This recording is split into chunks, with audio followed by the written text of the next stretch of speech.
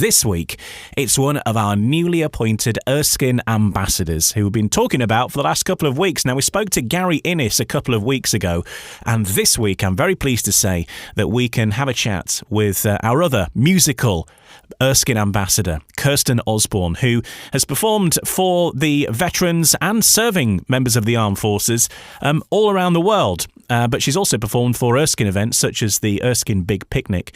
And now she is an Erskine Ambassador. And we can speak to her right now on Erskine Veterans Radio and say a very big warm welcome to Kirsten Orsborn. Hello, thank you so much for having me. I've been so excited to have a chat to you properly about everything that's going on. It's such an exciting time. It's lovely to have you on and to hear. I know that we have a few members of our Erskine community who are either hail from Wales or indeed have served in the Welsh branch of the forces, and I'm sure it'd be great for them to hear the Welsh tones once again. Oh, I hope so. Waving the flag for Wales. I'm very proud, and it's really lovely knowing that there's some Welsh there with you too. I'm sure. So tell us a little bit about your connection with the military, first of all, with the armed forces, because you perform, as so many entertainers do, perform for the armed forces in various locations. But tell us about how this all came about in its first instance. Yes, so I've been singing from a very young age, since I was about 7. And then I started to record my own music as I got a little bit older, and I wanted to see what it was like, and I wanted to release my own music. So I started to do that, and one of the songs that I released, the words to the song was just so fitting to the forces. And so I decided that all of the funds that were raised by that single, I wanted to donate to a charity. And at the time that was Blesma.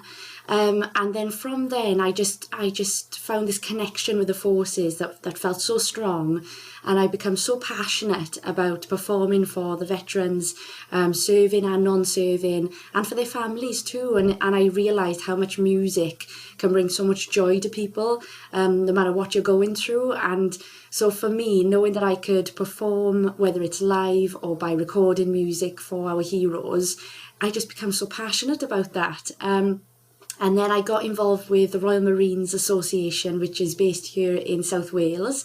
And they've become like a family to me over the years, and they officially adopted me as their sweetheart back in 2014. And then it kind of just naturally spiraled from there, really. And over the years, I've recorded more and more songs, and in each of them has raised funds for different charities that are supporting the veterans and their families. And then in 2019, I had the pleasure of visiting Erskine whilst I toured Scotland.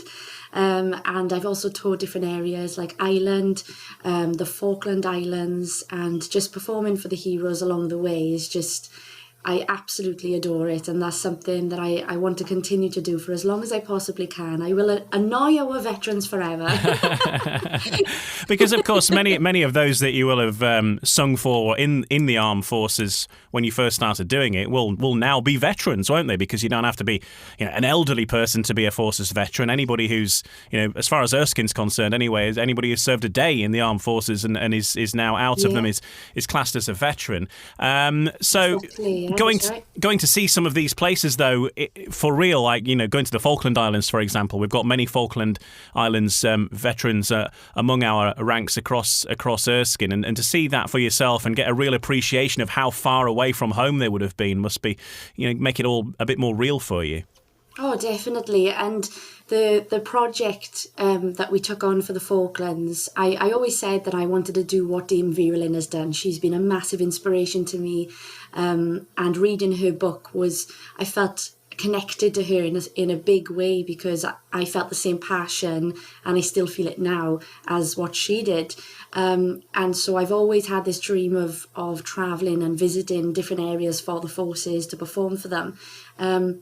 So it came about for me to visit the Falkland Islands, but I was offered to fly out and just sing to those that were serving on the base there, and then to fly straight home. But after speaking to so many different veterans and hearing the stories about the Falkland Islands, I knew about the Liberty Lodge, which is out there, which is strictly there for the veterans to be able to come back and see the island for what it is today, thanks to what they did during the conflict there. And it's such an important place in the Falkland Islands, and we have to keep these places going. So I decided to do it separately. We raised funds so that I could go out there, and I stayed there for 10 days instead of just flying out and back. And by doing that, I was able to actually visit the families that were living on the island as well, the children, and the other veterans that are still living out there today. And I was able to see the Liberty Lodge and the work that they do there. And I'm so pleased that we did it that way, because I wouldn't have actually have seen that if I had just been flown out there quickly. So it was wonderful to see what has changed on the island thanks to the sacrifices that the forces made back during the conflict. It's incredible, and the families that still live there now, a lot of them were children when the conflict happened, and they saw it with their own eyes, and they are so grateful for what they have today. And when the veterans fly out each year, there's normally a group that will fly out and stay at the Liberty Lodge. And I flew out with a group of, I believe there was 10 of the Welsh Guards flew out there the same time as me. And I just remember a gentleman, John, was sat beside me on the plane. And as we landed, there was a sense of fear that I could see in his eyes. And they were all so scared about flying back and seeing it, because to them, they were landing back in a war zone, which is what they remember it for. And his face just changed as soon as we landed. I saw him, he started to cry, and I said, are you okay? And he said, it's just so strange seeing it like this, and this isn't how I landed here before. And then I bumped into him 24 hours after that, and he was practically skipping towards me along the front of the Falkland Islands, right on the front. And I said, how are you doing? How are you enjoying, seeing the island? And he said, I just went to visit the family who actually took us in the day that everything stopped, and we were all celebrating, and they were bringing us teas and coffees to keep us warm whilst we were outside, and they took us into their home and they looked after us. And he said, I'm so pleased the gentleman is still here on the island, and I've been able to have a cup of tea with him again. And he was just smiling from year to year, and it was just wonderful to see the change in his emotions whilst he was there. So at the end of it, I was able to give a cheque to the Liberty Lodge to help to keep them going. And the veterans, they stayed there the whole time. And it was just, I felt so connected to the island that I can't wait to go back again and to see everybody again. And even the children have never had an insight to music before, apart from the odd singer that lives on the island. So for them, they were like, who is this person? Who is this person with blonde hair and sparkly dresses? Where has she come from? And they were amazed. So it was wonderful to sing for the children too. And I can't wait to go back again. Really can't. It's an amazing story. And the fact that there's still people there who were involved in it and helping out the forces at the time, because it was such a, we've heard first-hand experiences from some of our veterans of what they went through. And it was such a horrific time, some of the worst battles since the Second World War took place there, and huge, of course, loss of life. But when it all finished, it all happened so quickly, and they were whizzed back to here, and some went back out again. But obviously, you didn't get that casual time to go around and socialise, I suppose, with people who were helping. So it's a really nice story. Yes, it was really nice to just spend time there and really see the island for what it is today, because it's important for us to remember that it wouldn't be like that today if it wasn't for what the forces did back then and the sacrifice that they made. So being able to have that tour of the island and to see it all, it was just incredible. It's a tour I'll never forget. Hailing from South Wales, Kirsten has been a long-time supporter of Erskine. She's performed at the Big Picnic in recognition of Armed Forces Day, and she's also had a previous trip to Erskine and the Reed McEwen Activity Centre, and she's back with us right now to tell us more about that. So, Kirsten, tell us about your visit to Erskine then, because that would have been at a time before the world changed and things were perhaps a little bit more normal, and you got to experience the real buzz of Erskine with all the veterans there all getting together and having a good time. Yes, exactly. And it was towards the end of the Scottish tour that I actually visited Erskine, and I was so excited to see it properly, with my own eyes, because it's very different when you actually visit somewhere yourself. And I'd been looking forward to it so much. And when we arrived, I had a little walk around and I was chatting to everybody, and I sang at the activity centre. And as soon as everybody started piling in, we were laughing constantly. It was so much fun. And we all sang together, but it wasn't just me singing. We genuinely all sang together, and that's what it's all about. That's what music does. Music brings people together, and it changes your day. If you're having a bad day, you can sing a song and you feel so much better. And that's exactly what happened whilst I was there that day. And we just had so much fun that we had a tour afterwards. And I said, I just can't wait to come back again. There was such a homely feeling at the activity centre. That's without going to the home as well. And everybody was so friendly and welcomed us with open arms. And I'll never forget that. I'm so grateful to everybody for welcoming us the way that they did. And I just can't wait to come back and see you all again. Yes, of course. Now, we were speaking to Gary Innes a couple of weeks ago, who has also been made an Erskine Ambassador alongside yourself at the same time. You're our musical ambassadors, if you like.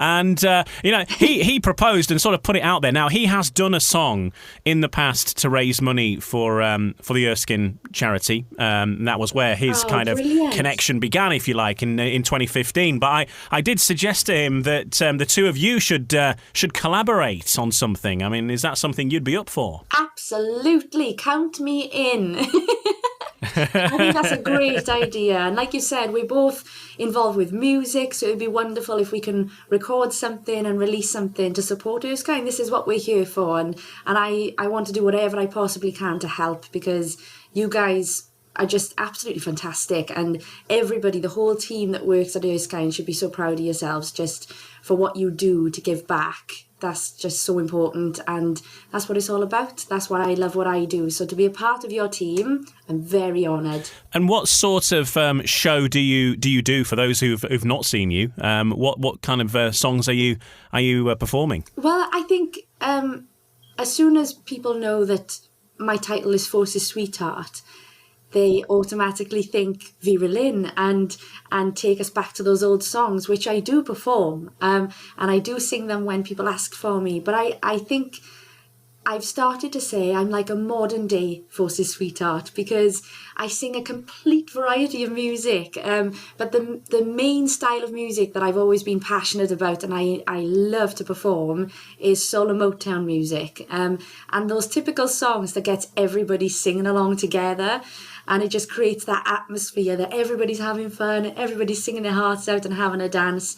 So yeah, people like Frankie Valli, the Drifters, all of those good old tunes that everybody knows and loves. And then, of course, the odd big song from Shirley Bassey and Tom Jones. I've got to put a bit of Wales in there every now and then, haven't I? Well, absolutely. Why not? And I think that's the thing with the music, though, that people, when you say Force's Sweetheart, as you mentioned, that they do think back to the 1940s and so on. But actually, the music, as you say, that really connects with people is more probably from the 1960s or the 70s or even the 1980s now. So it's a real mix of what people like, isn't it? Yeah, I remember I went to visit the Chelsea pensioners, and I was doing a show there, and I was meant to be performing later on in the year, and they said, when you're passing, if you're in the area, then pop in and we can give you a little tour before your show later in the year. So I said, that'll be great. So I arrived this day. It was about midday, and they said, have a seat in the bar area, and I'll send one of the veterans to you and he'll give you the tour. So I said, great, that's great. So we sat down, had a coffee, and then slowly the veterans were coming in, and one by one they all sat around and we were having a chat, and I was still waiting for the gentleman to take me for the tour. And we got talking, and then we started singing. And it was 5 coffees later, the Chelsea pensioners were on about rum number 10. I knew there'd be trouble. And I never had the tour. We just sat talking and laughing, and they were telling stories. And I remember one of the gentlemen said to me, when you sing for us, you're not going to sing old songs now, are you? Because just because we look old doesn't mean we want old music. And I said, well, tell me a song. Let me know what you want. And And they said, well, sing for us now. So I started singing a song by Barbara Streisand, The Way We Were. And he said, oh, if that's what you're going to sing, that's fine, because that's not old. That's perfect. That is perfect. So when I went back and I did my performance, we did a little bit of Vera Lynn just for memory's sake. But apart from that, we were dancing to 50s and 60s music, and it was absolutely wonderful. But I'll never forget that day where I went for a tour and didn't have a tour. Well, at least you got the tour at Erskine, you see. We managed that. Yes, we did. We managed to get through that one. Now, I'm looking at, in the background, some of your memorabilia you've got there on the wall. Is that a picture of Dolly Parton? It certainly is. Good. I didn't want to... I said it and I thought, I hope it's not like a relation or something. And I've offended you. But, It's actually my Auntie Glenys, but... yeah, that's right. Well, she looks very much like Dolly Parton. No, it's actually not. It is Dolly Parton. Very pleased that that's my little wall of my proud moments, really. That's what I'm calling it at the moment. And we've got Shirley Bassey up there, Frankie Valli, and of course Dame Vera Lynn is pride of place right in the centre there. And the little note is in there as well that she sent me as well. So it's my little pride wall. No, that's lovely. And what did Vera say to you then? What was the nature of that? We were in touch for many years, from when I started singing for the Forces. I must have been around 13 or 14 when we were first in touch. And it was mainly over emails with herself and her daughter, because her daughter was like a manager for her. And so we kept in touch, and over the years we always said it'd be lovely to meet up and to just have a chat. I always said I'd love to just sit and talk with you, because you've been a massive part of my life without you even knowing it, and a huge inspiration to me in my career. And I felt so connected to her. And then over the years, sadly, she became more and more ill, and then lockdown happened. And it just never happened for us to meet in person, which was so upsetting, really, and heartbreaking for me, because I felt such a deep connection with her, and we were never able to actually meet in person. But we did stay in touch for so many years, and I'm so grateful that I had that. So at the time when I was adopted by the Royal Marines, she sent me a photo and a letter wishing me the very best, and just saying how pleased she is to know that somebody else is following in her footsteps in supporting the veterans, because it's something that is so important that needs to continue to happen. And I'm honoured that I can do that, and I hope that I can make her proud along the way.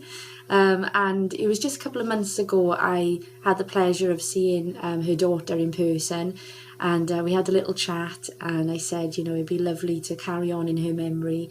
And I know that they are going to be releasing a big memorial for her, a big statue at some point at the White Cliffs of Dover. So it'll be wonderful to be a part of that too, and to just carry on in her memory. And it's important we keep her memory alive, because whenever I sing her songs, you can see the faces of veterans change, especially the older veterans. They have such a deep connection with those songs. They meant so much to them, and she gave them hope when they needed it the most. And that's something that we have to remember, that we still need to keep on doing today. That hasn't changed, and we need to support our heroes. So I'm very grateful to Dame Vera Lynn. She's very much inspired me a lot over the years, and I'm sure she will for the rest of my career too. Absolutely, and that's a lovely story, and a lovely thing for you to have as well, and to know that you've got that she was willing you on, and was aware of your work, and saw that you were following in her footsteps in some way as well. It's really nice to have. Yeah, it meant a lot that she knew about the work that I've been doing, and that she knew that I'd carry on doing it as well. So yeah, that means a lot, definitely. Excellent. Well, congratulations on that, and congratulations on becoming an Erskine Ambassador as well. I'm sure that we'll see you sooner than later, all being well. Thank you so much for having me. Well, it's our pleasure. And to play us out, then, one final song choice from you. What shall we play? Oh, another song to play us out.